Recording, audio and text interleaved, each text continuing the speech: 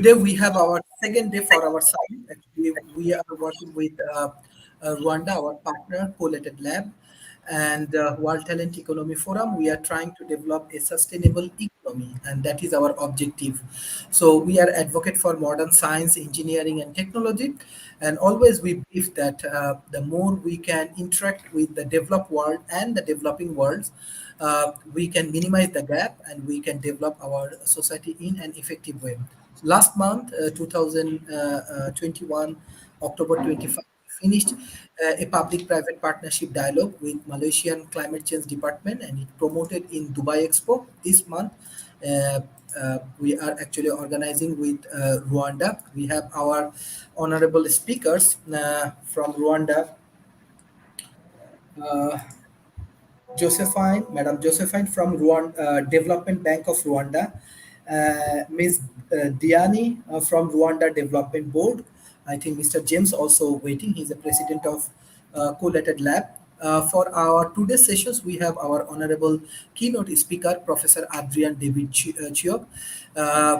He is professor in Japanese University, IU University, and he has lot of innovations and he contributing for Nikola Tesla Technologies, Imagination Lab, and many interesting aspect he actually developing. I'm sure we from his keynote speech we can learn many interesting points. Beside that, we have our another honorable speaker, Professor David Smith. He's also CTO of ETT, another industry of 4.0 related solution he always provide. He is an amazing speaker, world famous speakers. And we have our another speaker. He's CEO of Advanced Resilient Technology Limited USA, Mr. Marshall. So thank you everyone for joining today's session. Beside that, we have our other speakers, Dr. Talib Rafael, as well as from Mr. Paul from Good News as a media partner. He will join in this forum dialogue. So first I request Professor Adrian David Chiok for his keynote speech. Hello, thank you very much, and good evening, good morning from Australia. It's 12:30 a.m. here. I've been asked by Sharif to talk about populism, and so let me just give you a brief discussion about this summary of populism. I would like to first take you back to 2008. I was a World Economic Forum Young Global Leader. Much more young at the time. I was invited to the Davos conference in Switzerland, where a lot of the world elites, such as CEOs, politicians, and world experts, gather every year in January. This was in 2008, and very surprisingly, even shockingly, um, almost not any one of those world economic experts and the elites at Davos predicted that that year in September would have one of the biggest economic collapses in history. Similarly, in 2020 in Davos, I wasn't there myself, but you can see all the speeches online of the World Economic Forum in Davos 2020. Not a single one predicted that the one of the biggest crises for nearly 100 years um, would happen in 2020. And they actually predicted the biggest crisis in 2020 would be the environment, not the huge public health pandemic uh, from the coronavirus. Actually, in 2020, the massive Chinese delegation went to Davos. Now we're known that they knew that there was a big problem in Wuhan with the coronavirus, and still uh, they really have not made known where did this coronavirus develop from. Maybe it was even a lab leak from the Wuhan lab. The main point I want to make is that the elites in Davos, the permanent political class, were basically totally clueless as to what would happen. and they always seem to bail themselves out when disasters happen, such as the 2008 economic crisis and the coronavirus pandemic, which we're still in. So populism is a philosophy which is anti-elitism and anti-crony capitalism, as we saw in 2008. It's saying that the corrupt political class, inextricably linked to the financiers that rule us, they committed an economic crime by letting the industrial and manufacturing base of our countries to be shipped overseas, over to China mainly. We see this in America, we see this in Africa as well. We see a rise of the middle class in China at the expense of the working class in America. Furthermore, uh, furthermore, we saw this crisis of the coronavirus pandemic hitting Western countries much more than it did in China. The populist nationalist movement is a new political revolution, giving the little guys, the deplorables, as was said, a piece of the action and political power. The political elites have blown too many calls that led to existential threats and the rise of China. So, although this is very controversial to say, is that a lot of the elites are quite incompetent. If they were so great, we would be in a much better position. The party of Davos, the political, scientific, cultural elites that lead the world, have led to massive unemployment and Rust Belt states in the West, at the benefit really of the rise of China. So uh, I uh, I believe that whether we're in America or Africa, we need to really think more about what is the benefit to uh, political philosophies to the working class woman and man, and benefit them greatly. I didn't have this as part of my speech, but it's just arisen because of this new variant, the Omicron variant. This is a very good example that again we didn't provide vaccines. Uh, uh, we didn't provide vaccines to enough vaccines to Africa, and now this variant has arisen, and the people of Africa are suffering. So again, the world leaders, the elites, are not really thinking as much as they should be about the common man and common woman. I think we need more populist philosophies and populist politics around the world. Thank you. Thank you, Professor Adrian. From our speaker, if you have any questions to Professor Adrian, you can ask. Professor David Smith. Professor Ada, I love the concept there. How do you see it deploying across the EU region? Sorry, Professor David, I couldn't quite get your question. I loved your approach there. How do you see it deploying in the EU? In the well, I think EU is um, relatively similar to the United States, in terms of it's we have basically the Western Bloc countries, Europe, Australia, New Zealand, and then Canada, US. So I think it's quite a similar situation, um, in the EU. And in fact, now the EU is the epicenter really of the again the latest wave of coronavirus. The EU is at the center of that, and um, uh, maybe so it's a foretelling maybe of what may happen in America, especially as we head into the holiday season. So yes, I think EU and America, Western democracies and we, in this case, also EU really has lost a lot of its manufacturing base, and a lot of it's been now shipped over to China. It's very similar to USA actually. It's quite a similar situation, and uh, this coronavirus pandemic has shown that uh, uh, uh, the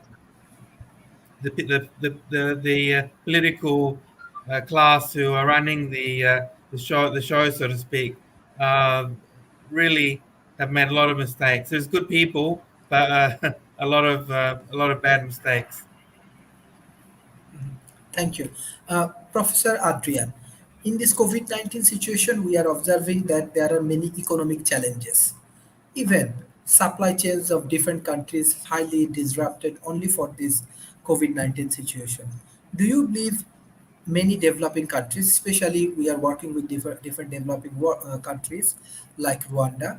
So, do you believe that if they follow this populism concept, it will be helpful for their trade and investment, or what will be future of trade and investment? Because we are focusing on uh, sustainable economy development. Yeah, well, I mean, before before uh, before COVID, before coronavirus, there was a big issue that China really was trying to make very big influence in Africa, and what a lot of people found was that the way that it was being done was, China would build infrastructure and in Africa, and develop the region, but place the region in massive debt to China. So and that really is a negative thing, and I think a lot of the other speakers will know that a lot of the big projects they would even ship the workers from China. So even the basic laborers, in Africa were not being used, which seems kind of very ridiculous, but that's really how it was working. And So I think populism, uh, it would be very beneficial to Africa to say yes, okay, we can do projects with China, but we have to think of our own population first. We have to give jobs to our working class first. And now we have this terrible coronavirus pandemic, and even as we speak, it's going to the maybe next chapter with Omicron. So we have to, African countries should demand for their own population vaccines, and I think this is a very important. Um, in some way, the Cold War time in the 50s and 60s was better for Africa. There was so much money being put in by the USSR and America into Africa to try to build influence, right? But now we don't have that. But so I believe African countries should put themselves first, put their workers first. Thank you, Professor. Thank you for Professor for your excellent presentation. So I want to request right now, Madam Josephine. Can you hear me, Madam Josephine? Yes, yes, I had Yes. the I request problem of everyone, network. please open your camera because it will be helpful for our audience. Madam Josephine from Development Bank of Rwanda. So yes. Uh, So we are discussing on tech, trade, and investment. Professor Adrian David Chiok already promote the populism concept. He believe he has a very famous book on that. He's a famous scholar. So we want to know from your side, and especially what's your presentation for today's session. Thank you. I'm honored to be part of the speaker during this session. I have to talk about the technology in trade and investment.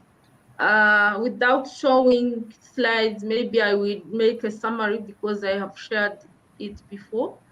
As we know, as African people, we have this continent that has set a vision for 2063. And from that vision, we have goals and priority areas that have to be set up.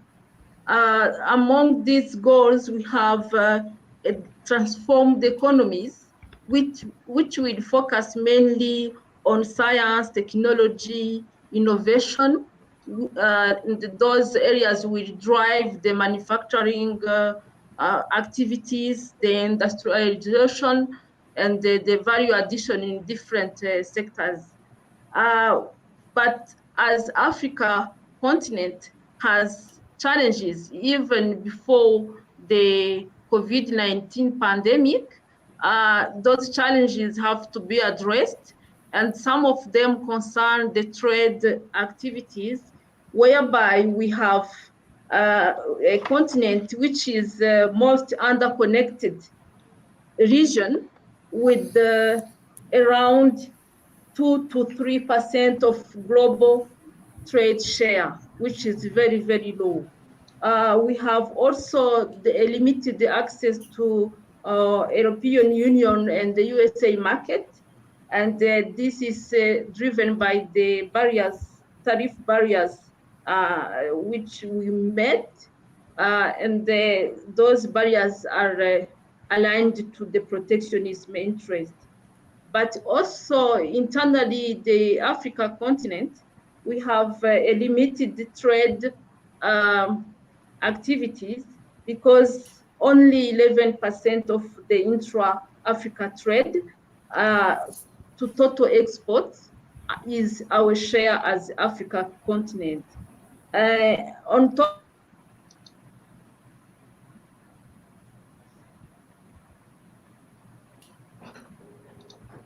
I'm sorry, I think she has internet problem. So and because of a limited production, which is caused by the limited technology, our limited supply capacity is also a big challenge to the trade activities from Africa continent. But during the COVID-19 pandemic, the Africa continent has to change the way of living, the way of doing business, because we have to align our system to the challenges caused by COVID in terms of physical contact, for example, which was limited by the pandemic. I may highlight some top technologies that have been driven by the pandemic. The one concerned the online shopping and robot delivery that has been enhanced during that period from 2020. We have also digital payments that have been applied here in Rwanda. I think most of more than 80% of payments were done through digital system. Also, we had the remote work where people were working from home and using the IT system to get connected to each other. As the health activities were very, very important during the pandemic, the telehealth has been a good tool to address some needs in terms of healthcare. They are in terms of technology, there have been developed even in the world the system, the 4G and ICT system that may support the quick communication between countries, even internal the countries. So those are some top technologies that have been adopted. And in line with this COVID-19 pandemic challenges, as we have to change the way of doing things, of thinking. So the technology is a sector we have to invest in health, in education, where we have to get more talent people that have to manage technology within agriculture, within industry.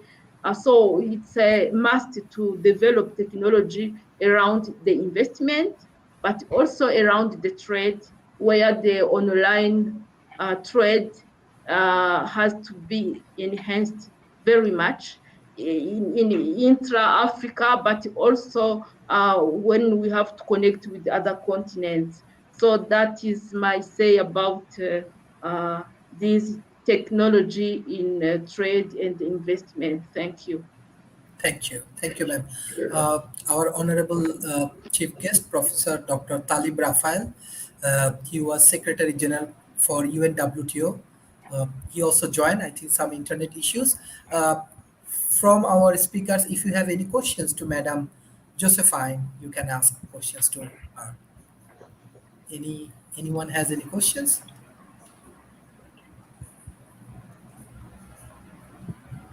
Okay, Madam Josephine, I want to know from you, especially for Industry 4.0. It's a revolution happening even in the COVID-19 situation. We are observing many developing nations, they are adapting this system, and we also hear some good news that your country, Rwanda, actually taking some good initiative.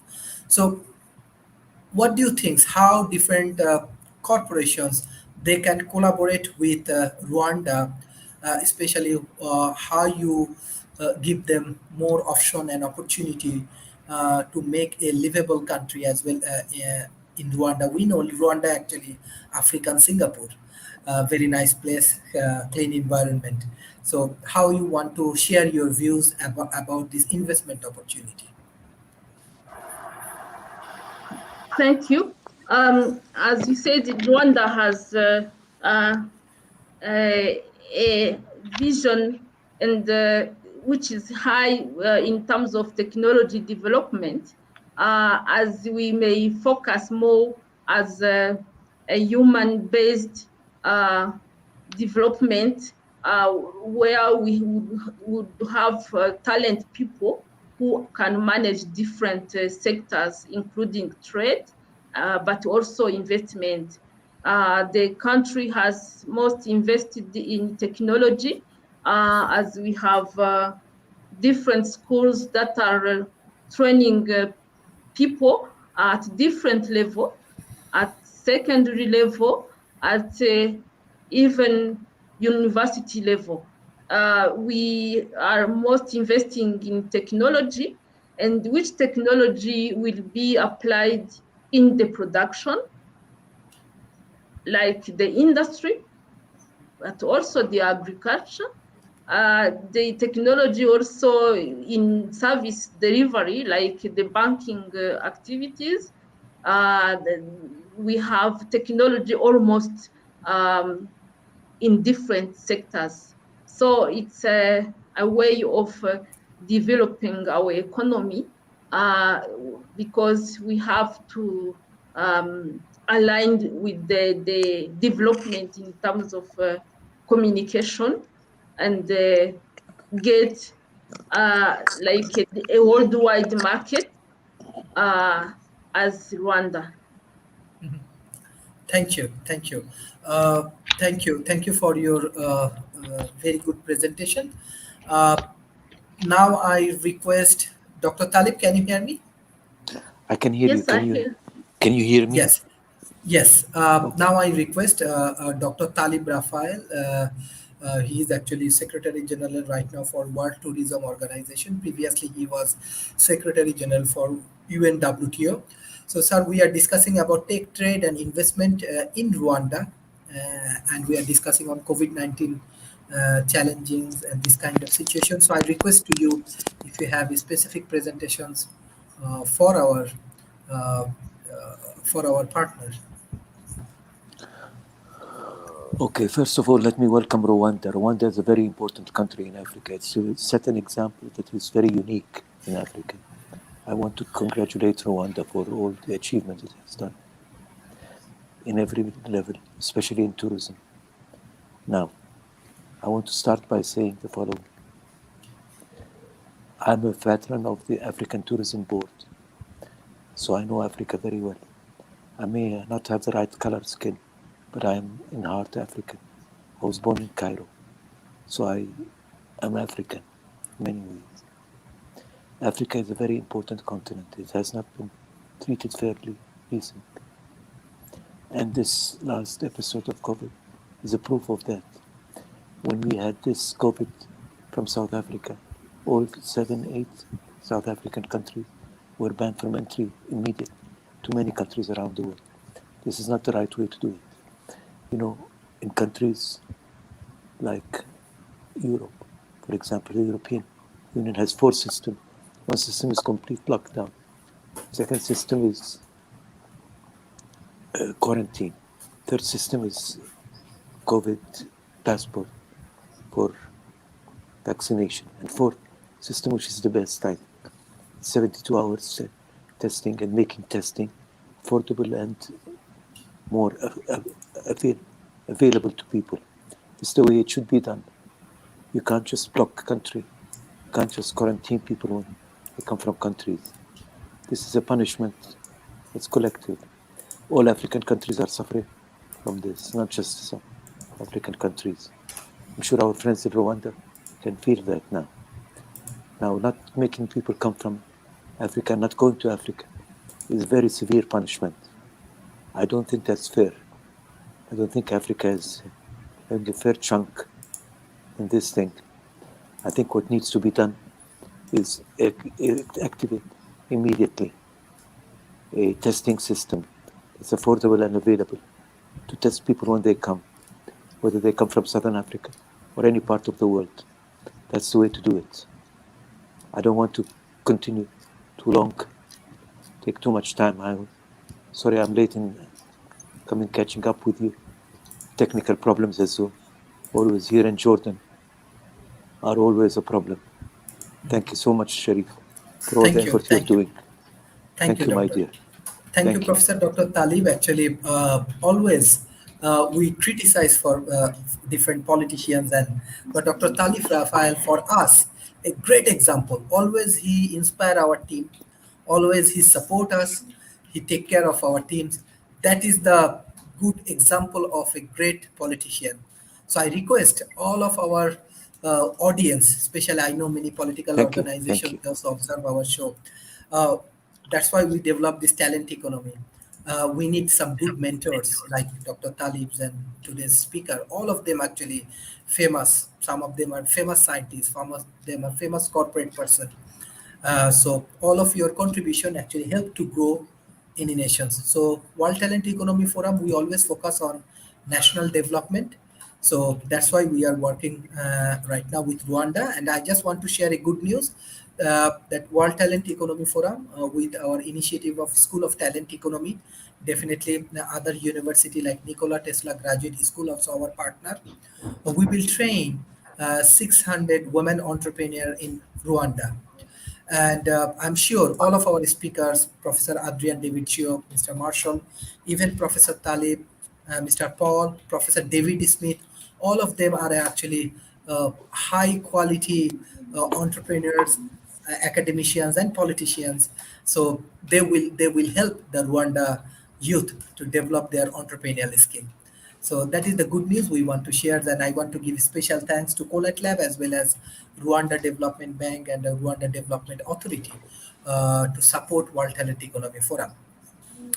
We have our another very good partner from media, Mr. Paul. He always share good news.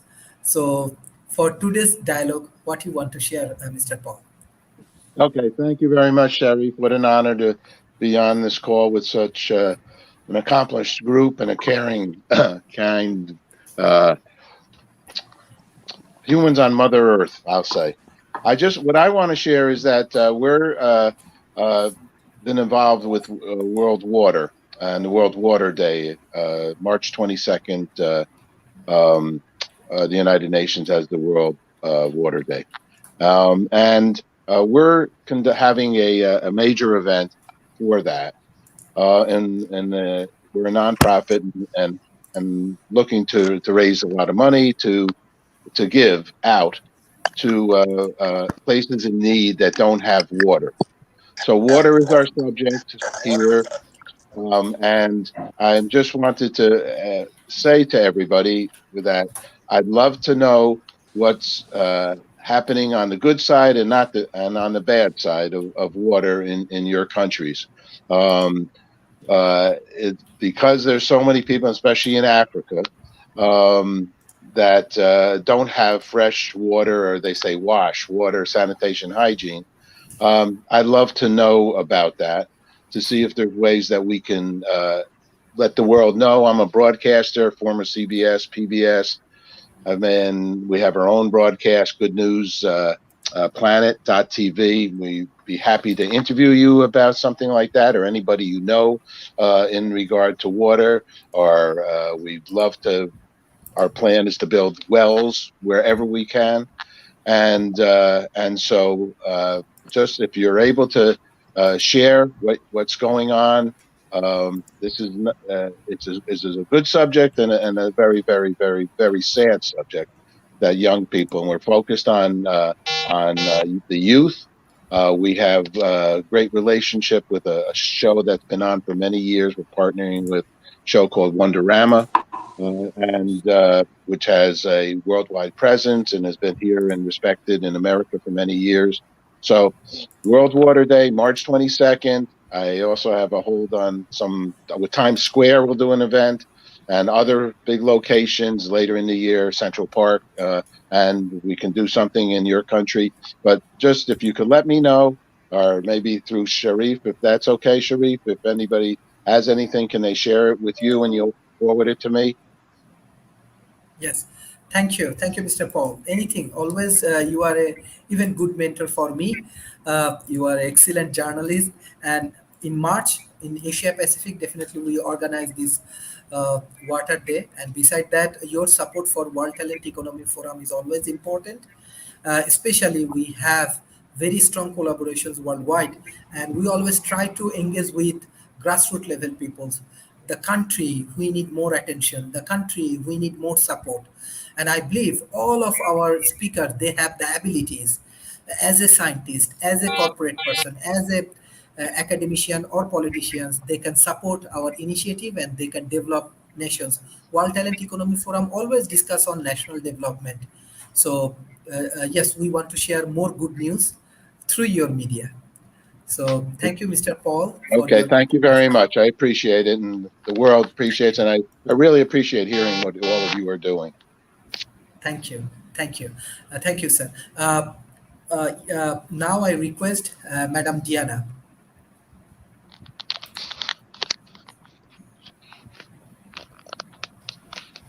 Hello, can you hear me? Yes. Okay. Yes, so thank you so much. First of all, it's a pleasure for me to join this forum, and thank you so much for inviting RDB. What I would like to share with you is how SMEs, the small and medium-sized enterprises, they are using e-commerce or technology to sustain their businesses, specifically during this period of the global pandemic. So, as it was mentioned, during this period, all the businesses were affected. But when it comes to small and medium-sized businesses, that is another story. So, in Africa, and I believe even in all the countries, SMEs represent more than 90% of the businesses we are having, and they are really playing a key role in terms of job creation as well as exports. So they are really contributing a lot to the economy. So when the pandemic comes in, the pandemic actually affected those businesses more than any other business. Why? because even before the pandemic, those are the small businesses trying to survive without a lot of skills, without capital, without technology. So it was really very challenging for them. Let me give you an example. To pass through, let's say, 1 month of lockdown without operation. So they were not able to survive. They were not able to cover their fixed costs, such as rent, such as paying salaries for the employees. So they were really fragile even before the pandemic. They were suffering. But when the pandemic comes in, it's really becoming very difficult for them to continue into the business sector. So, however, some of them, they look at the technology as a solution to do their businesses and to survive. So how? Most of them, they realize that the best way of reaching clients is through e-commerce.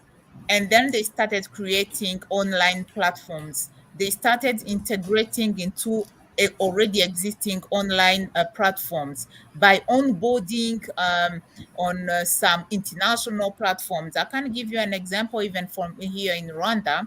So we are having SMEs trading on Alibaba platform. You know, the Chinese giant e-commerce Alibaba. So some of them really look at e-commerce as a solution to reach out their client and start selling, even if it was very difficult to go out and find client physically. So during this pandemic, we realized that the number of e-commerce platforms themselves increased a lot, as people were not able to go home to go out and go into the market and buy whatever they want. So they were using online platforms. They were using e-commerce. So that way, the smaller businesses also take advantage of that situation, and well, looking at e-commerce as one of their solutions. However, even if the e-commerce was a solution for them, it was not actually to all of them. They had still challenges as the smaller businesses, as I said, such as the skills, capacity. So how to use those tools. The barrier language also comes in. The technology skills, the capacities also comes in. So they were not able. Some of them really suffered a lot in terms of using the online tools for marketing purpose, for selling, and so on.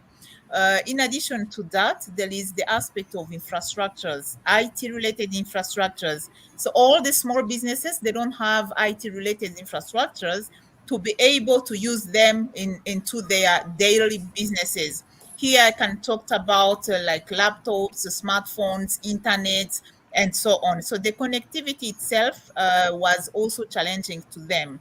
So what the government of Rwanda did in terms of facilitating really those SMEs in terms of continuing their businesses while they are going digital and they are trying to survive and face the global challenge was, number one, was to upgrade their skills in terms of e-commerce, in terms of technology. So we provided a number of trainings to educate most of the SMEs, and specifically in agribusiness, to educate them how to use these online platforms. How can they onboard on a bigger platform like Alibaba? What are the procedures? How can they negotiate a contract and sign a deal with a client who is in China while they are in Rwanda? So you understand it was somehow a bit challenging for them, but the government invested a lot in terms of upgrading the skills, the capacity, as well as providing advisory services to those SMEs trying to integrate the global value chains through e-commerce. So that was the point number one. And the secondary, the government invested a lot in terms of IT infrastructures, where we have almost all the country covered by the fiber optic, which means the internet can everyone can access internet easily across the country. So that those infrastructures really contributed a lot as well to support SMEs trying to use online channels. So even if the pandemic created a lot of challenges, but it's also like it pushed the SMEs to go out of the box and open up the eyes and see that they can do the businesses even if they are staying at home. Even if they are at home, they can link up with different buyers, with different clients across the globe. So, and again, another third facilitation we have put in place as the government is to make sure that we are organizing linkages and the B2B meetings virtually. So we can now facilitate smaller businesses to link up with buyers across the globe through online channels. Like now we are having a meeting, a virtual meeting, a session, and we are organizing sessions like these ones where we are connecting the smaller businesses to potential buyers. And that way, they can negotiate deals online up to signing contracts without really meeting physically or having physical discussions. So these are the kind of solutions we bring in to support our SMEs and making sure that they continue to do business, but specifically international business during this time of the global pandemic. Thank you so much. Thank you, ma'am. Thank you, ma'am. Anyone has any questions to Madam Diana? Okay, I have a question from audience. Mahadi Hassan. His question: did they get all the IT support during this pandemic? Like our audience more interested about the IT support in Rwanda. Yes, I can say yes. We have a team in charge of facilitating all our SMEs, not only for the IT, of course, for the IT, because these are the tools we are using, but also we are even going beyond IT and facilitating them even to upgrade their products. If, for instance, someone wants to onboard his products in a specific e-commerce platform, we make sure that the products meet a certain level of standards. We go even up to invest in the standards where RDB, for instance, is providing 50% of the cost of certification to any SMEs looking at certification, just to motivate and to support them throughout that journey of integrating the international value chains. Thank you. Another questions. I think this is very close question. Is the government or the private sector taking the initiative to educate those who are unfamiliar with IT? It's the government. It's the government of Rwanda. So RDB is a public institution. So it's the government, and we also have other institutions in charge of educating SMEs and our young people in terms of using IT tools. The Ministry of ICT and other different partners, they are really investing a lot in terms of educating young people, educating businesses in the area of using IT tools. Thank you. Thank you, ma'am, for your excellent presentation. Anyone want to share anything? Uh, or we have our two world famous speakers. One is Professor David Smith. He is CTO of ETT. I think he has an excellent presentation for our audience. And then I will request Mr. Marshall. He's also CEO of uh, Advanced Resilient Technology. Professor David Smith. Well, Sharif, thank you so very much, and congratulations to what we see happening uh, today in Rwanda and every place else.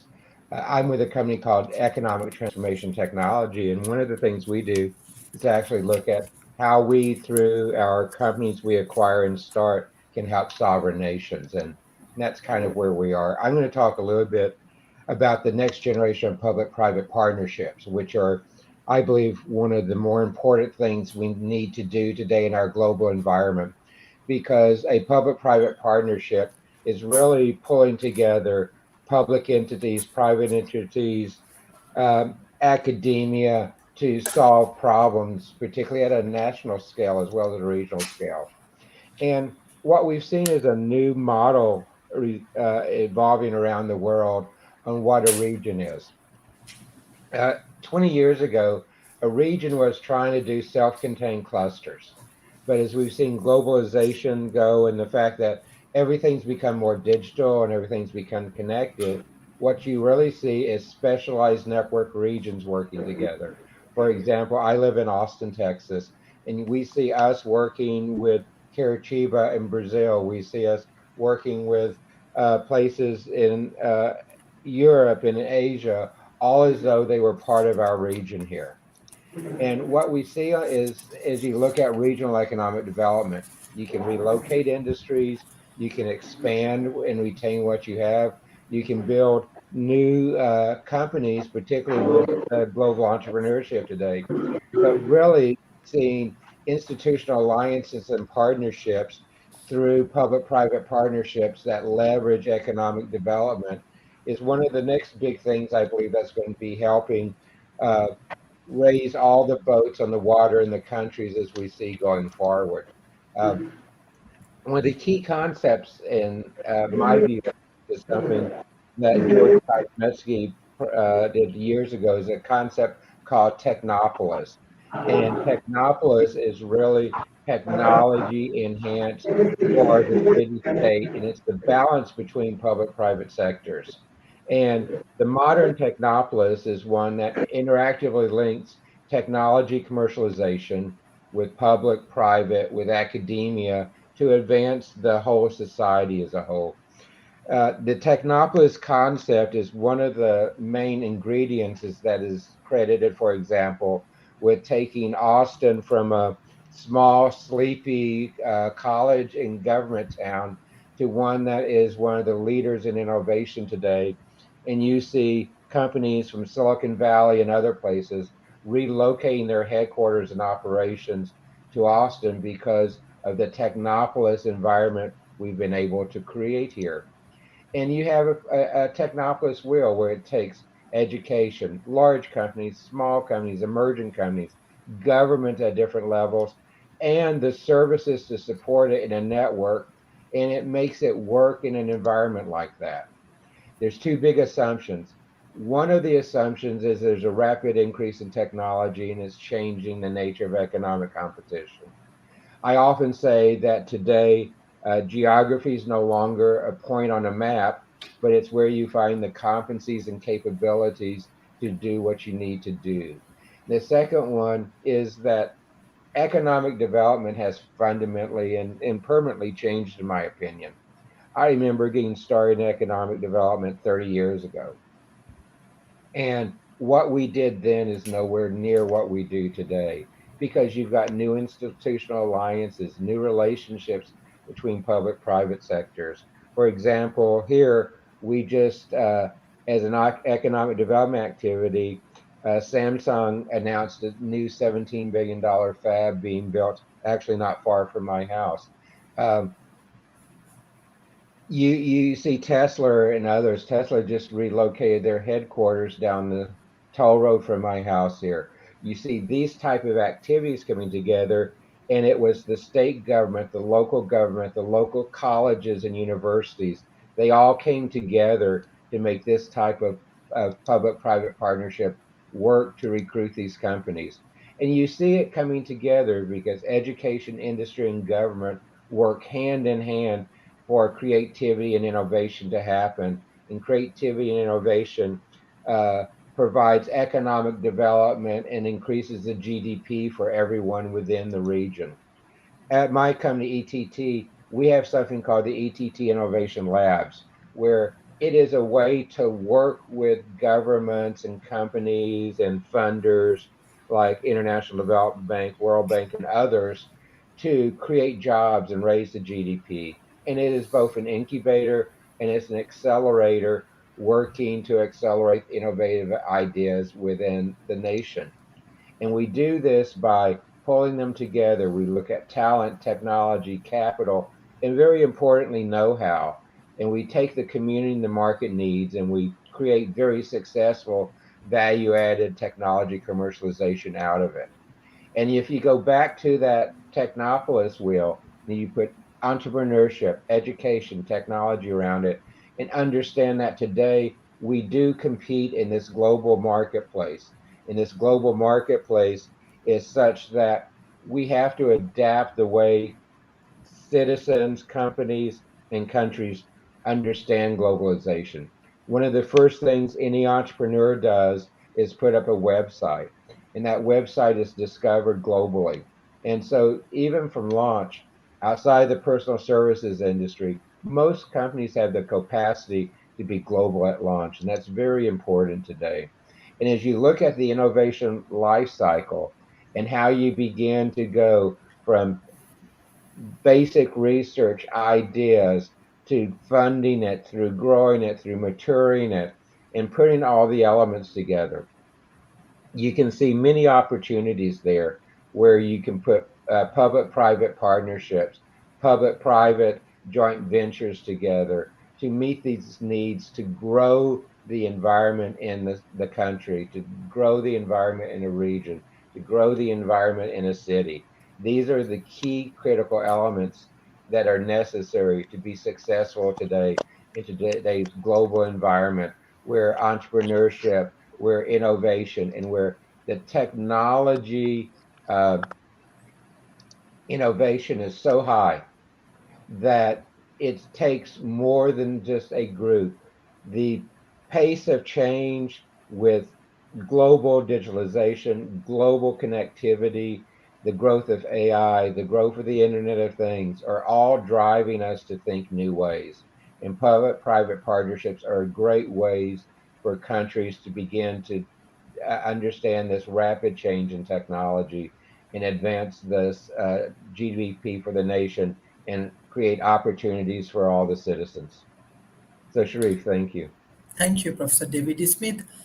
Thank you for your excellent presentation. There is a question, especially I want to ask this question in this way, Madam Monica Sham, which sectors are largely affected due to pandemic? I want to take this way, let's say tourism industries largely affected due to pandemic. So what is the solution for them? What do you think?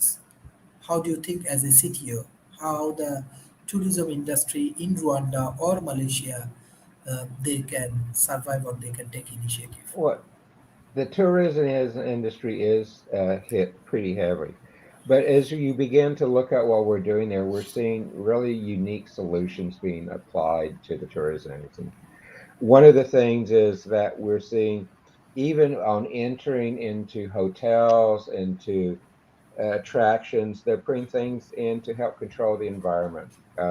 I was recently in the Caribbean, and every hotel I walked into, every special event center, one of the first things they did is they took your temperature and made sure that you didn't have a temperature as you went through. You begin to see things with sanitization.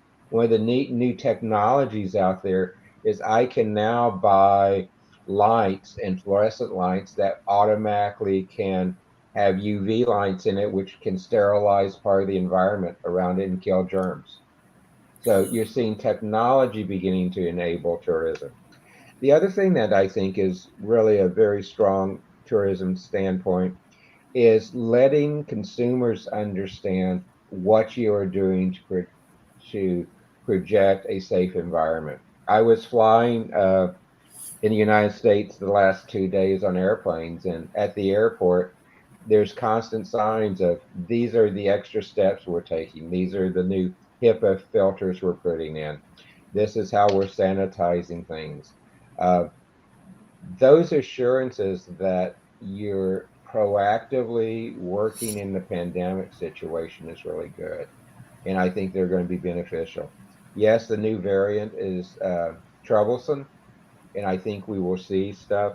We really won't understand the full scope of the new variant until probably the next 30 days. But I'm encouraged by the steps I'm seeing with both process procedures and technology being brought to bear to really help the hospitality industry out, because the hospitality industry was probably the hardest hit by of all the industries with the COVID pandemic.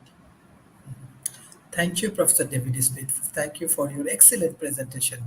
Now I request Mr. Marshall.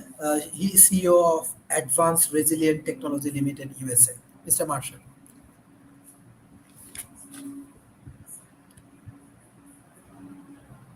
Mr. Marshall, we cannot hear you.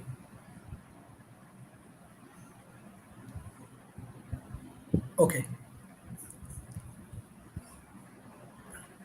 Sorry, I think Mr. Marshall will join again.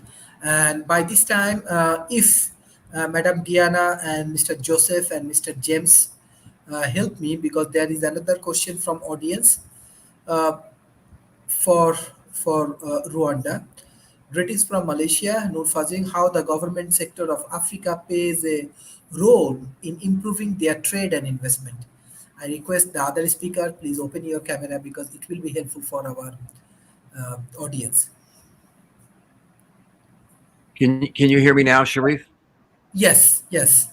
Okay, great. Madam Diana, do you want to, sir, just 1 minute. Yeah. Do you want to respond this question?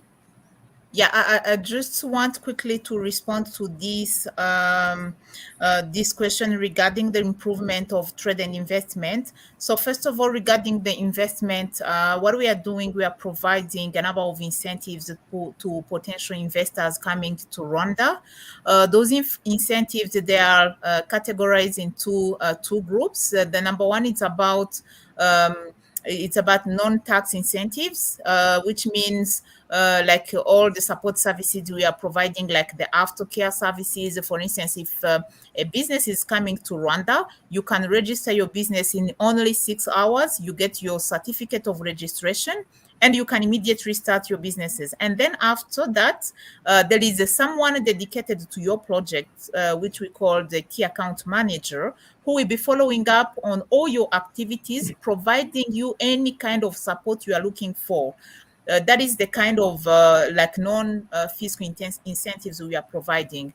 And number two, it's about the fiscal incentives we are providing to different investors, which means we are providing tax holidays depending on the nature of the project.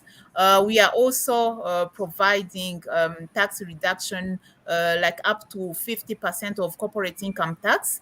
And again, it depends on the project you have, which means if your project has a very significant impact in the economy, such as creating a certain number of jobs, such as exporting a certain percentage of the production, so you become eligible to those kind of incentives.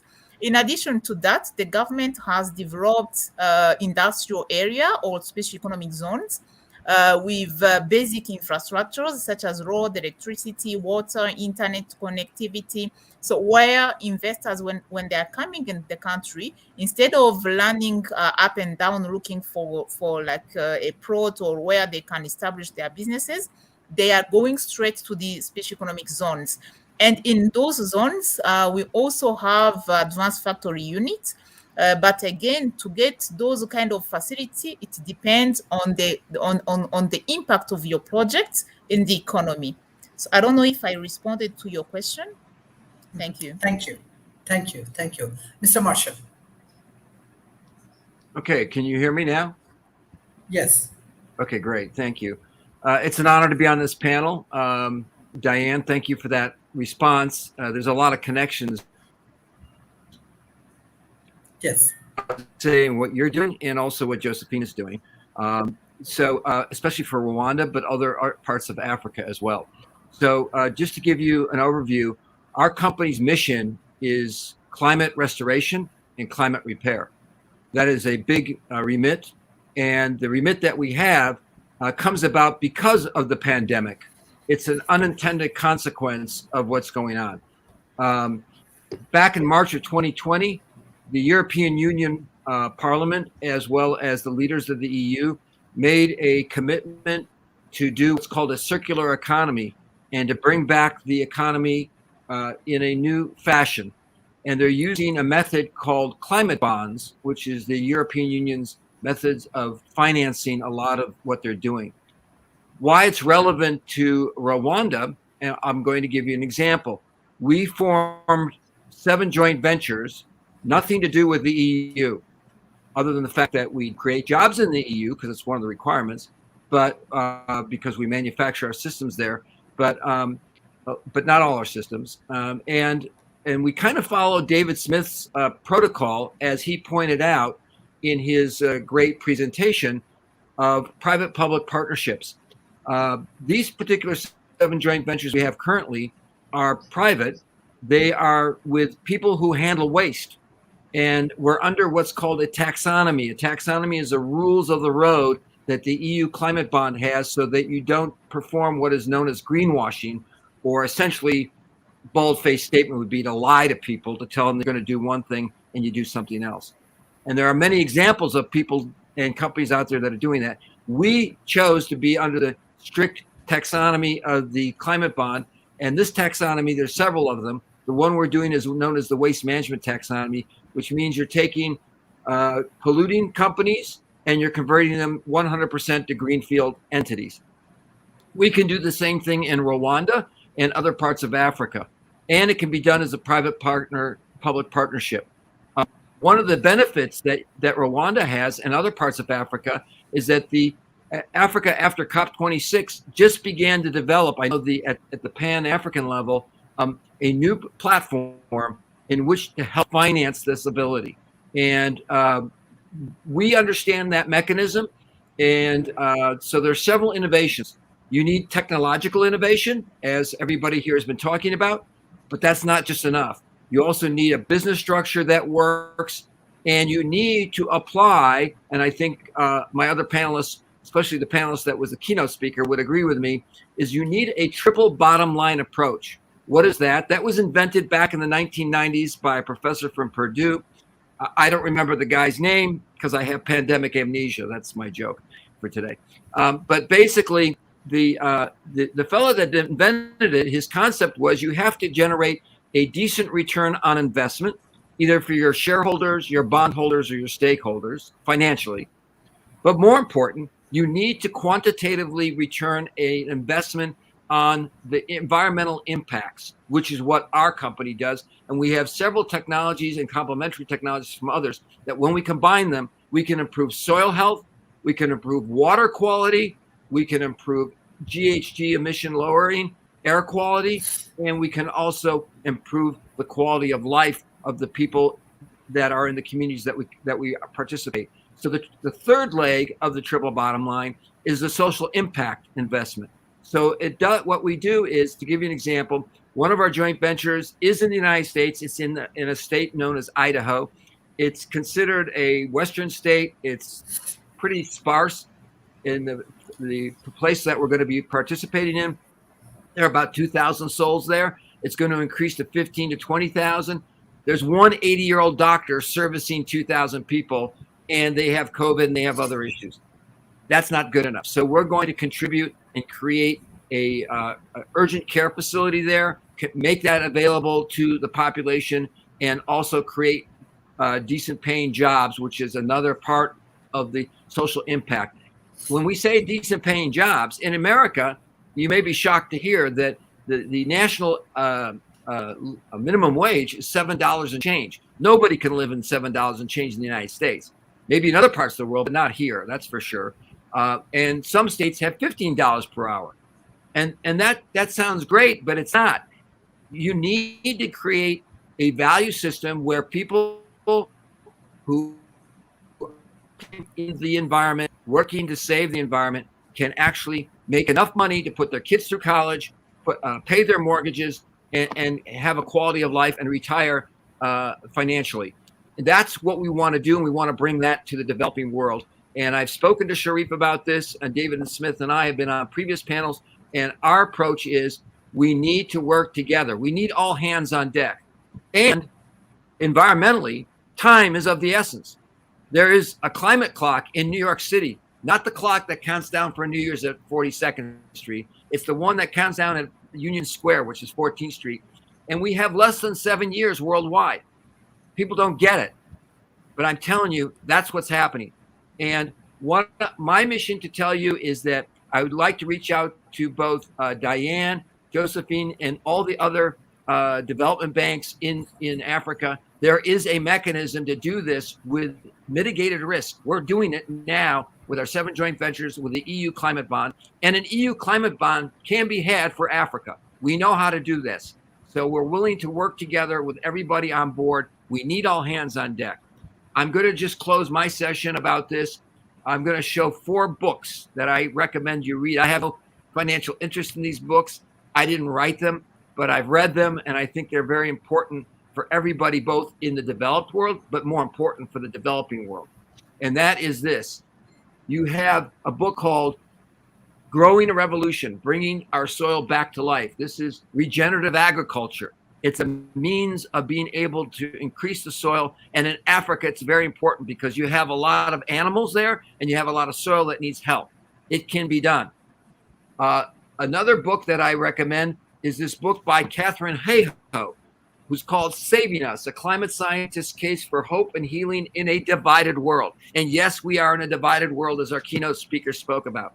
But I'm not here for the politics. I know there are politics involved, but I believe as a practical entrepreneur and bringing a team of people, we can make a difference, create that triple bottom line. And one of the mechanisms, one of our technologies is elucidated in this book called Burn, Using Fire to Cool the Earth by Albert Bates, who's a very famous environmental writer, and Kathleen Draper, who's the head of the International Biochar Initiative and was at COP26 representing our industry for biochar. But biochar is not the only tool. There are other tools that we have that can clean up water and combine it with these other capabilities. And the last thing I'm going to leave you with is this book. This was the book that prophesied what was going to happen. It's called The Uninhabitable Earth, Life After Warming by David Wallace Wells.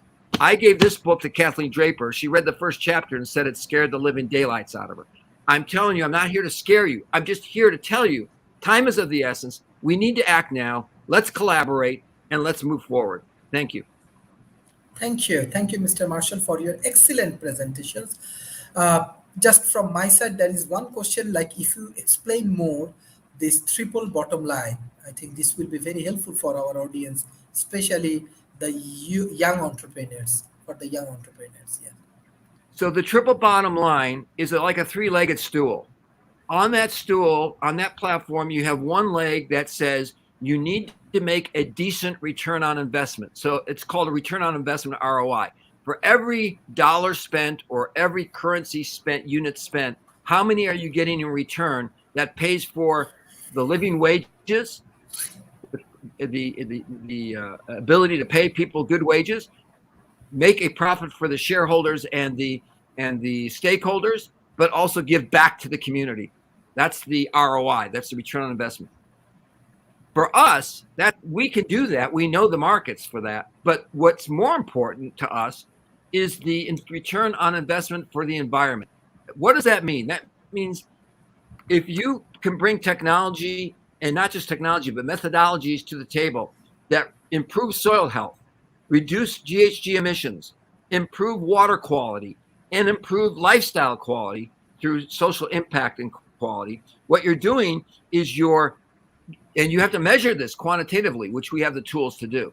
So you need to say, okay, how much quality of water am I improving in, let's say, in a location in Rwanda or in Sierra Leone or some other location? This can be done. We have the technology today to do that. You need to measure it. If you don't measure it, you don't know what you're doing. You can't say that you're doing it. That's part of the greenwashing problem. The taxonomy under the climate bond says we need to measure the environmental impacts and how to improve it. The good news is we have these technologies that can take waste.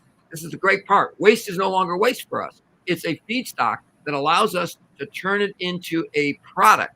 But it's not a product that's like a cell phone or a cup or a dress or a shoe. What it is, it's products that actually help remediate other environmental impacts, such as soil health, like a soil amendment, or water quality, such as a filtration media that allows us to do this without any toxicity.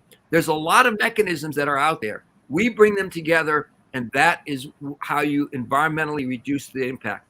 That gets you to the third leg on the stool, which is the social impact component, Sharif. And to my dear audience and fellow members of the panel, this is probably one of the most important parts for the developing world. We need to improve quality of life for the development world. And I agreed with everybody on this panel. The development world needs to be the focus. Africa needs to be a focus. Africa has a huge opportunity with talented people on the planet. We need to work together, and that is the mechanism of the triple bottom line. Hopefully that answers the question. If not, text me, email me, get me on LinkedIn. I'll answer your questions. Thank you, Mr. Marshall. Thank you, Mr. Marshall, for your excellent presentation. Now I request Mr. James for his presentation, especially tech, trade, and investment in Rwanda. Mr. James. Thank you, Mr. Sharif. And hi to everyone. So grateful to be with you all here on today for the tech, trade and investment for Africa. I'm very glad that before me, my sisters came before me, Diane and Josephine. They talked much about Rwanda, so I will not come back on Rwanda because they provided the right information, and I'm just going to give an overview on the tech, trade and investment for Africa. So for Africa, tech, trade and investment beyond COVID-19 challenges. You know, the outbreak of COVID-19 came along the time when Africa was on the right track of developing, where the African Union had put in place the Agenda 2063, which is a very strategic position for Africa to work together and have a collective force to drive the continental shift. But to this level, the COVID affected it very tremendously because the economy was affected where there was heavy unemployment that was created. And you know that Africa is having a very high percentage of young people. And of course, the effects of COVID-19 was heavily based on the young generation. And this is a very big challenge when the young generation is affected along the COVID challenges. It affects like two generations at a go. So the loss of jobs because of COVID-19, where most of the industries closed, and this was due to the lockdowns. So they had to reduce a number of employees. So this was a very big challenge to the continent as whole. Number two was imbalance of trade.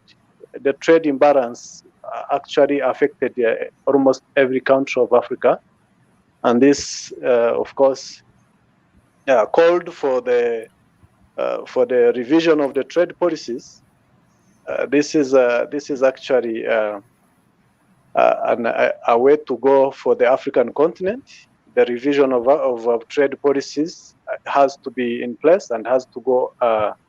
We have to go about it because most of the trade policies were challenged by the outbreak of COVID-19, because some of the policies were not well positioned with ICT, and for the trade to survive during the COVID outbreak, it has to be a policy-based, an ICT-based policy. And most of the African countries, policies were not well equipped with the ICT-based policy. So, and this is a way to go actually when we talk of the post-COVID challenges to handle. There is policy revision that like Collateral Lab, we are looking for to work with different partners to handle the policy research and policy issues revision due to some shifts that were opened up by COVID outbreak. There was also the industrial shutdown. Most of the industries in Africa were affected by COVID-19 because the channels of supply and demand were barred by the transaction lowering. You know, since the lockdowns were in place, most of the transactions were barred. So the industries around the African continent were affected very much. So from the effects of COVID-19, we want to check on the role of technology and how technology can help African trade and investment to boost. Number one, for the African to develop in trade and investment, it has to be a trade and investment based economies. For example, like Rwanda is making a lot in trade and investment using technology portals. This is really a vote of thanks that goes to RDB. Rwanda Development Board is doing the best to make the investment opportunities displayed to the rest of the world to know all about the investment in Rwanda. But most of the African economies are still lagging behind in displaying by the fact that technology coverage is still very low. So here, technology can help innovation and inventions for the trade and investment in the African continent. Another point to note is basically on the number of SMEs in Africa. The SMEs startups in Africa is at a high rate, approximately 70% annually. So this increase or these startups that are coming up every year at a certain high rate,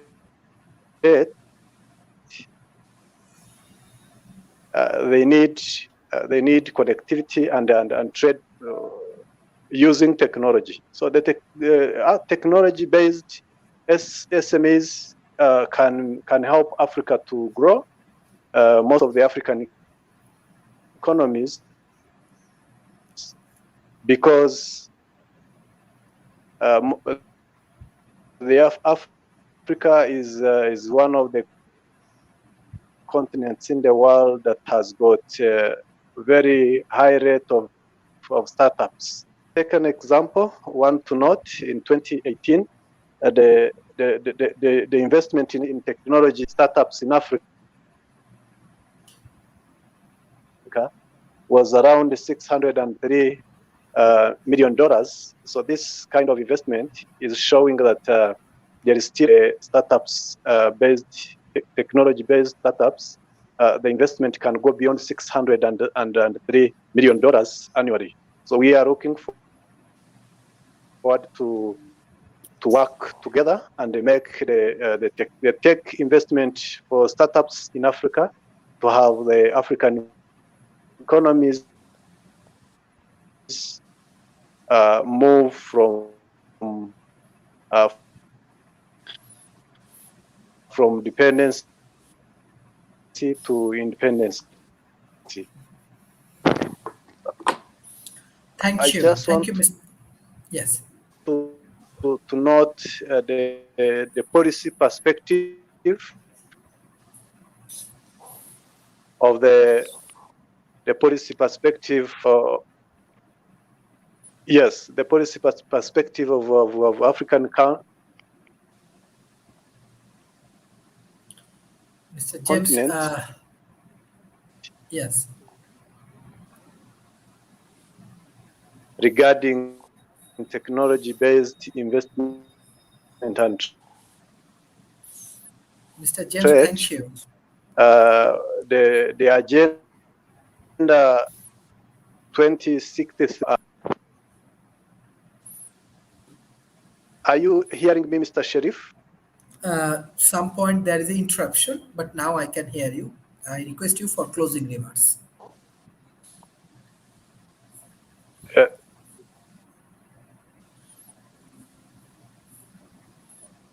Sure. Mr. James, yes. I was trying to put forward the policy perspective for the African continent to facilitate. Yes, please, Sharif. No, please continue. Hello. Mr. James, thank continue, you. please. Yes, we can. So We can hear you. the policy perspective, basically on the agenda. Thank you. Thank you. The agenda Thank you, Mr. James, 2063 for your excellent for the African continent is really. I'm just winding up on this and give back to you, Mr. Sharif.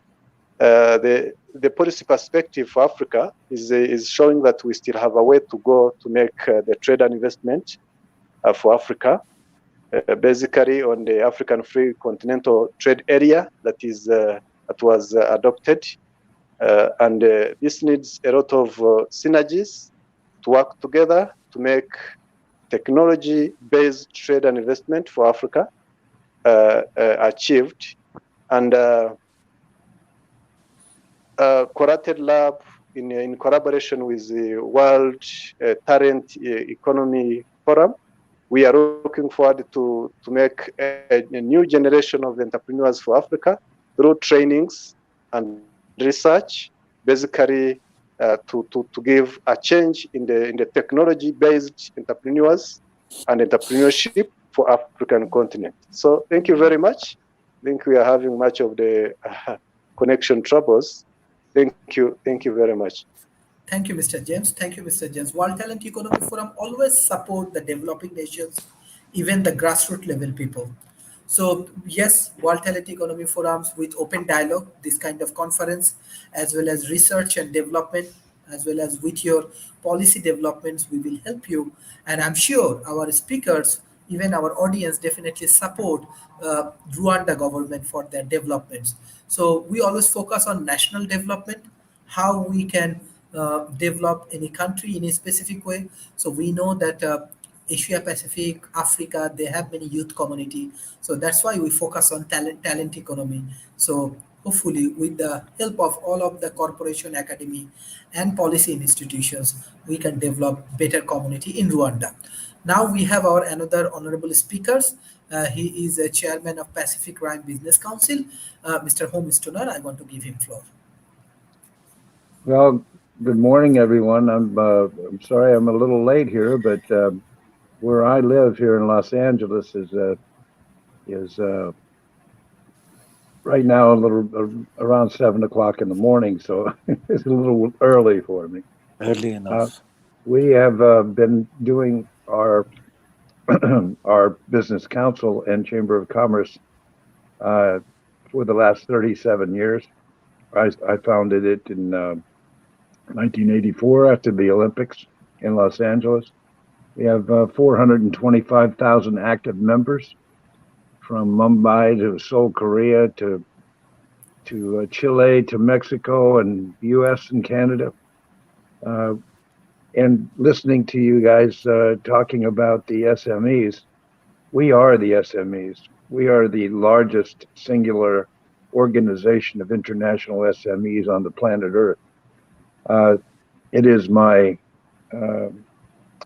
mission, particularly in the African continent, to assist and to develop young people as they start their businesses and have these dreams in their eyes of what they can do and what they're capable of doing. Our job is to connect them up with other people from outside their countries, to assist them and to connect with them and help them grow. Mr. Sharif here has been very, very helpful for us and very uh, instrumental for our growth in Southeast Asia. And I hopefully sometime down in the future here, we can exchange our information and we can assist you in anything that you may need there on the African continent, and trade, technology, culture, media, anything that you might need assistance with, or even financial, so that we can find the right mate, the right match for you. So I'm pleased to be here. I'm sorry I'm late. And like I said, if you need us for anything, we're here. Thank you, Mr. Commissioner. Thank you all of our speakers and co-lated lab and uh, Dr. Talib Raphael, Professor David Smith, Mr. Marshall, Madam Dianis, and Madam Josephine for joining today's sessions. World Talent Economy Forums, I just want to share some of our views, especially World Talent Economy Forum. We focus on people, projects, and policy. First thing first, people, because I am also a part of the developing worlds, and from the developing nations, I know that there are many challenges, but this is also a opportunity for the global communities. I believe developing nations has a lot of problem, and they need lot of solutions. So, what is the major opportunity developing nations has? They has youth community, young generations. Example in Asia, you can go to any country and you can find here is 50 to 60% people actually youth, those who are under 30 years old. Beside that, if you go to example Africa also has same issues. So I always believe Asia and Africa, definitely there are a lot of opportunities. So that's why we are targeting the people. And definitely when we think about people, we need a lot of training and development. We need to invest on human resources. That's why we request government, policy development institutions, NGO, corporations, and academy. They need to invest more in educations. And if you see, because I live in Malaysia, I take this model from Singapore. Singapore is a very good example for the developing nations. And they follow three things. Number one, meritocracy. If any young people, they are talented, they get the maximum opportunity. So when I was in Oxford University, I find many of my Singapore friends, they go Oxford University, Cambridge University, Harvard University every year. 2,000 students Singapore government send for developing, and they come back to their country and they work for their nation. So that's why I believe people development is very important and it's need investment. The global community, I request World Talent Economy Forum, we already committed to collated lab that we will train 600 entrepreneurs in Rwanda. So we need support, we need investment, we need technological support. So all of the business organizations or the corporations or United Nations, if they want to support World Talent Economy Forum initiative, we want to welcome you. Second things, we are looking for projects. I know, let's say, Mr. Marshalls, Professor David Smith, even Mr. Homestoners, they have lot of access in the corporate arena. So projects why is important because we produce the human resources, but they need employment, they need work, they need more opportunity. Industry can create these things, so we need more infrastructure, we need very good manufacturing, we need good projects which is environment friendly and sustainable. So that is the reason we need more investment. Why we focus on public private partnership? Even in the COP26 we are observing developed nations want to invest in developing nations, but they want to focus on public private partnerships. So I request most of the developed worlds, those who have the abilities, first invest in education, second invest in projects. And policy is very important, and we are finding that policy actually help us to reduce many kind of things. So I'm taking this model also from Singapore, because Singapore said that if you can focus on meritocracy, then if we have a better policy, and if you have a better policy, then you can reduce the corruption, then your nations can improve. Yes. And yes, any country can improve in this way.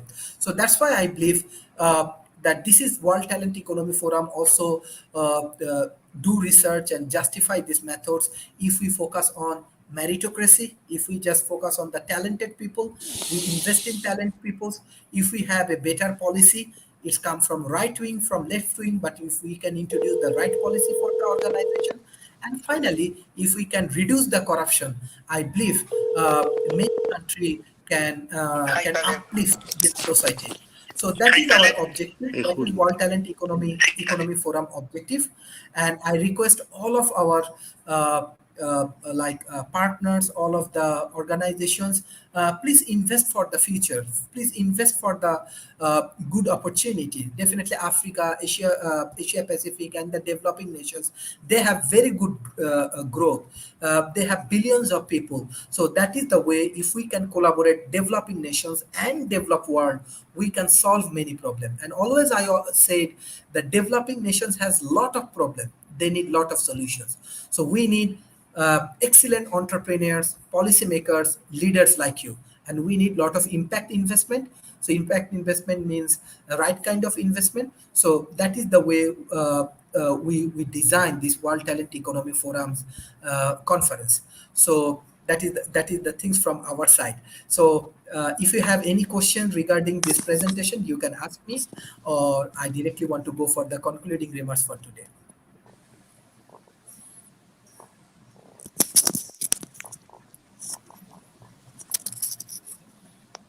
Okay. Thank you. So I directly want to go for the concluding remarks for today. Madam Diana, are you with me? Yes, I'm still with you. Yes. What's your concluding remarks?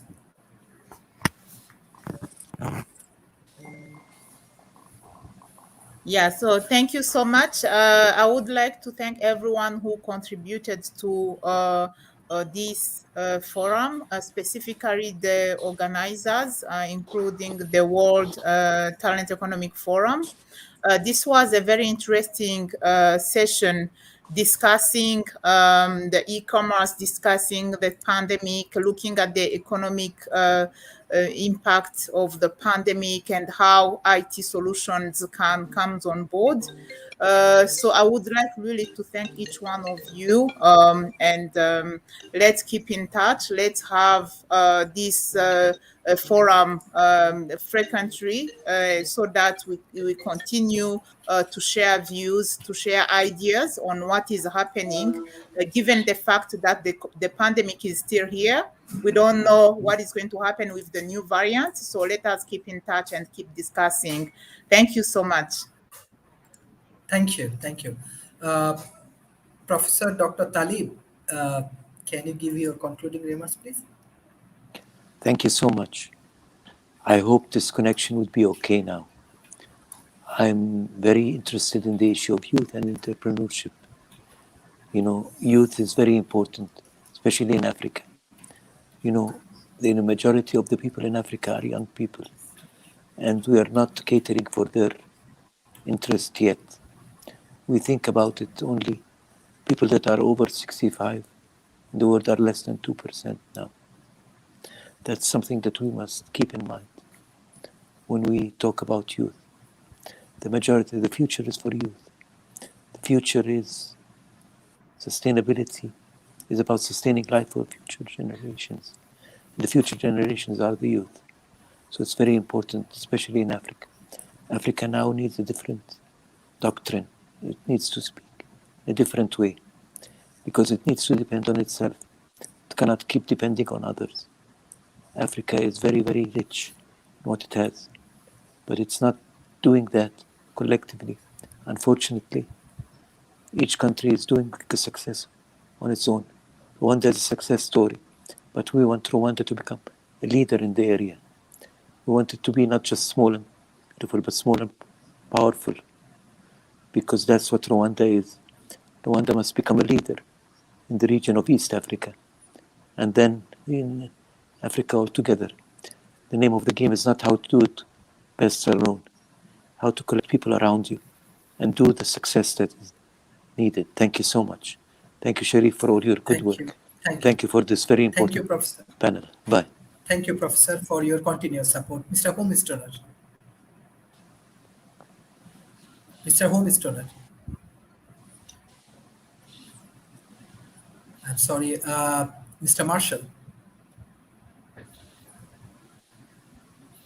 Well, thank you, Sharif, and thanks to all the panelists that are on this important panel. It's probably one of the most important panels, Sharif, that you've convened. I think it's of critical importance that we all work together, and there is good news. I know there's a lot of bad news out there, but my approach and our approach for our team is to approach and take threats and turn them into opportunities and strengths. And the way we go out doing that is through a collaborative effort with everybody on this panel. I think David's presentation was spot on how to go about doing that. I also think that the folks from Rwanda, the three representatives of Rwanda, have an opportunity to really take the opportunity to bring innovations into their marketplace as well as the rest of Africa, and be a showcase to Africa and the world that we can take waste, convert it into resource, and improve quality of life as we do that together. Again, I want to thank everybody, and Sharif, thank you again for having me on this panel. It's an honor and a pleasure. Thank you. Thank you. Thank you. Thank you. Madam Josephine, are you with me? Madam Josephine. Yes, thank what's your you. concluding I'm remarks? with you. Yeah, let me also join other speakers to thank the organizers of this forum, which is very important because it's a good occasion to get innovative ideas and strategies that can help each African country to develop its strategy around the technology development, but also around the investment development. As others said, the Africa has many opportunities naturally, but also with the talent people that have still a lot to learn with regards to the economic development worldwide. So we are very thankful to get invited through this forum. Thank you. Thank you. Thank you. Mr. James, what's your concluding remarks? Mr. James. Thank you very much. Yeah, I just want to thank each and everyone on this forum that participated today. My remarks for this is that I just want to let you know that Collateral as a policy-based, tech policy-based private institution, we are looking forward to establish partnerships such that we can utilize leverage on the existing investment and trade opportunities in Africa.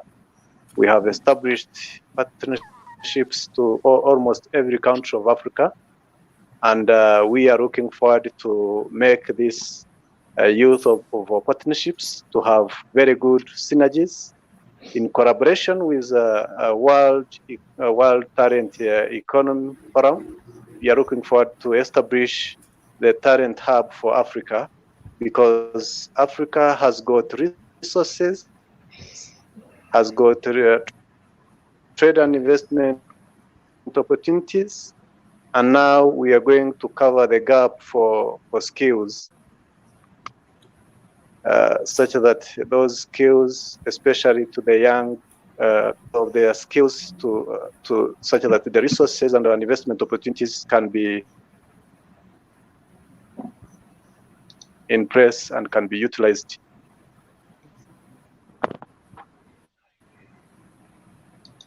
Thank you. Thank you.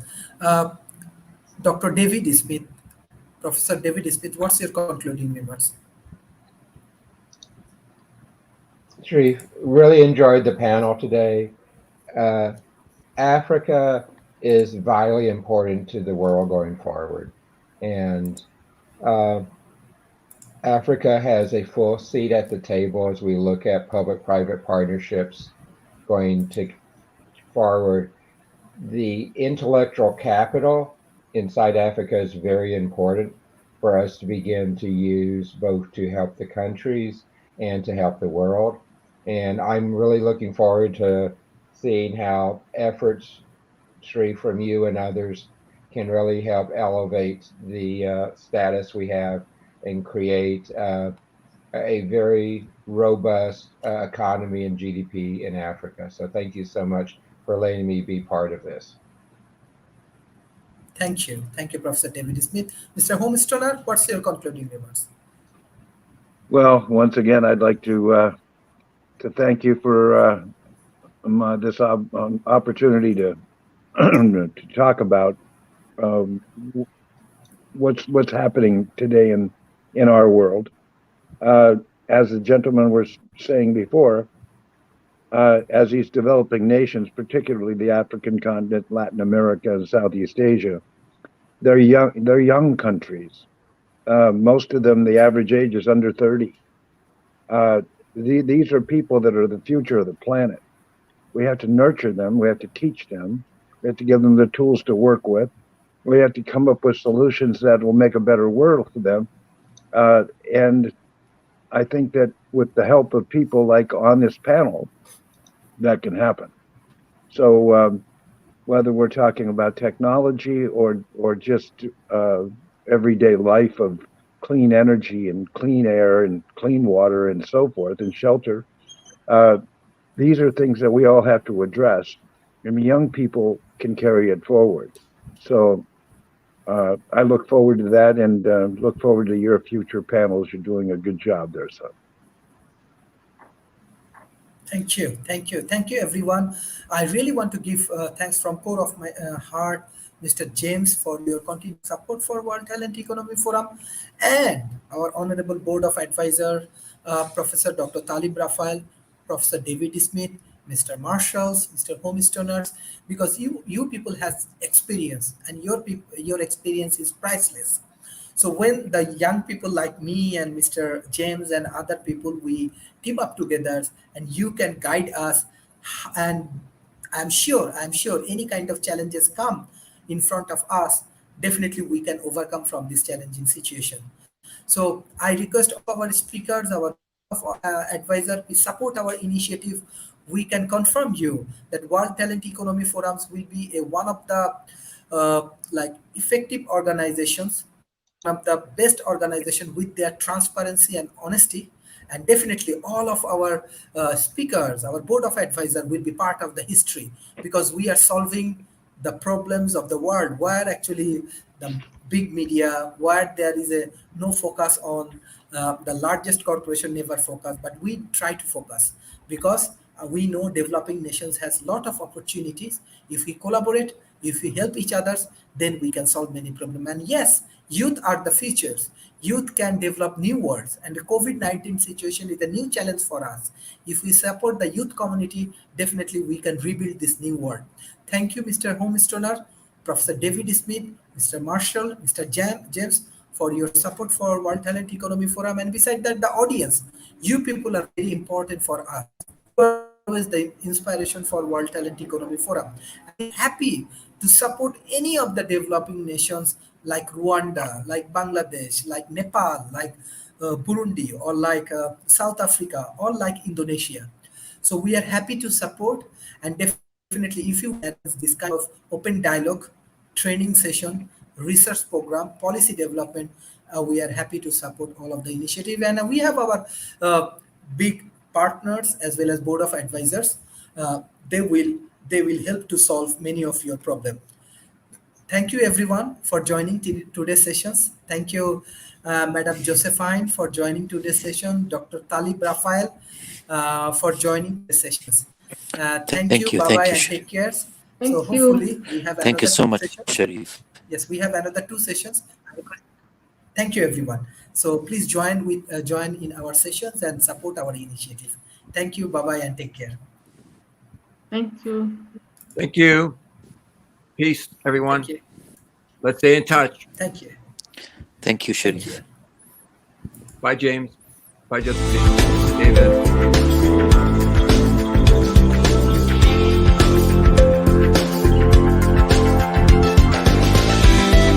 Thank you very much.